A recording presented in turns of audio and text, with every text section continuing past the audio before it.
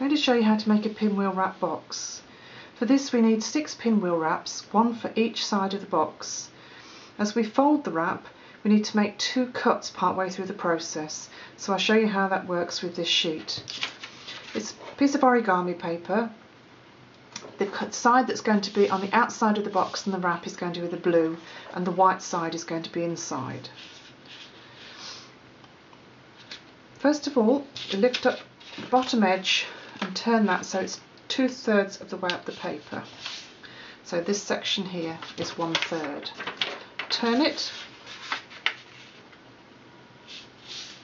and by bringing this edge to the fold, you've completed the division of this one into 3.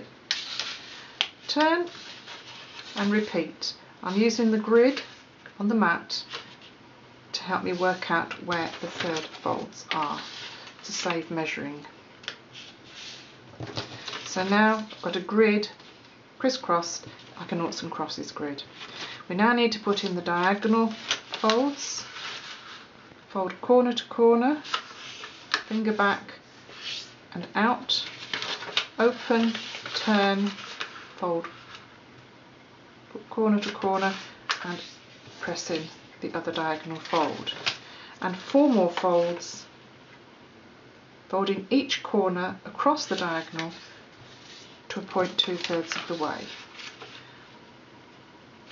This happens to be where this square begins, and you can also note that as you're creasing, the corner of the square nearest you here is just on the crease, so it's still no measuring involved.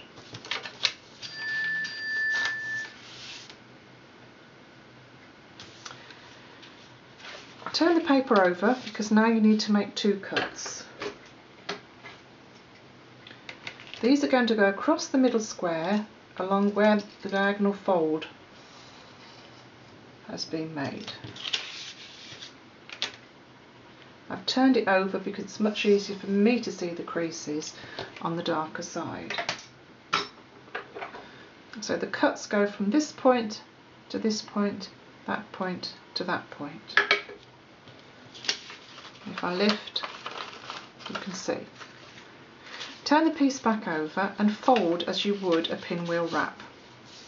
The bottom 1/3 of the paper is turned up, and this part lifted over to fall. Fingers along this crease, this part lifted over to fall. Turn again, repeat the same movement, but this time you'll have to lift this section out and across before you can let the whole piece fall. Turn again and open this section out, and this is where I would use a bone folder just to crease into place. Turn the piece over at this point and you can see the effect of the cuts we made earlier. Take one of those and tuck it behind. Take the opposite one and tuck it behind into the little pocket so that it's out of sight. Turn the piece back over and seal the pinwheel wrap just the way we have done before. This last piece is tucked in and you've got a completed side.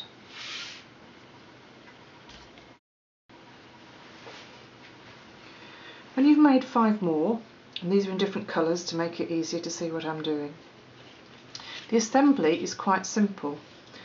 A flap on one piece fits into the little pocket of the next.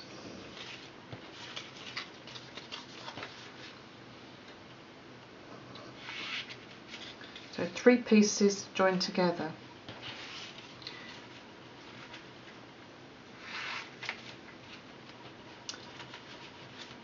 One of these pieces has obviously got to have another at right angles,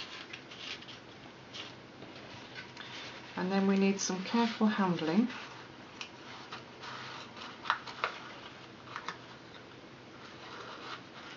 to slot all these pieces into place. The earlier pieces go together more easily, but with a little bit of fiddling and easing into place, we've got the final piece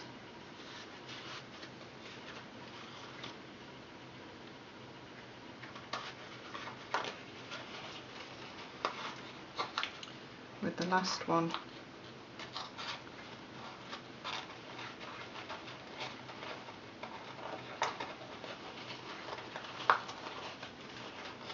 to be gently squeezed in, and the box is complete.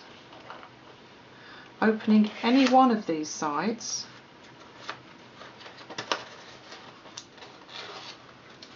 will give you access to the box inside.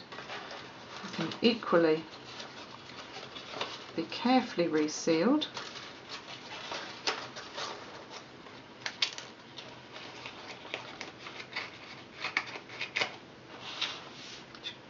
for the box to be closed again.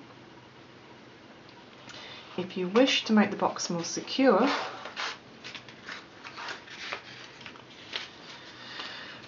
a little bit of glue on the side, on the triangle before it's pushed in, would be a help. Alternatively, if you open a wrap, you will actually see where it has to be glued more clearly, and that might allow for firmer adhesive to be put in place. That can then be folded flat again, so there's no issue with the way the box has gone together.